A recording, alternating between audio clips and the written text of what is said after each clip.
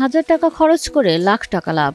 হ্যাঁ, সত্যিই তাই। গতানুগতিক নিয়ম থেকে বেরিয়ে ভিন্ন পদ্ধতিতে শশা চাষ করে লাখপতি বনে গেলেন কৃষকরা। মালচিং পেপার একজন কৃষক যদি ব্যবহার করে তাহলে 1 বিঘাতে 30 থেকে 35,000 টাকা খরচ হয়। দাম যদি একটু শশার ভালো পায় তাহলে কমপক্ষে 1 থেকে 1.5 লক্ষ টাকা তারা এখান থেকে শশা বিক্রি করতে পারে। মালচিং পদ্ধতিতে শশার চাষ, কম খরচে বেশি ফলন, এই দুয়ের সমন্বয়ে কৃষকের মুখে ফুটেছে হাসি।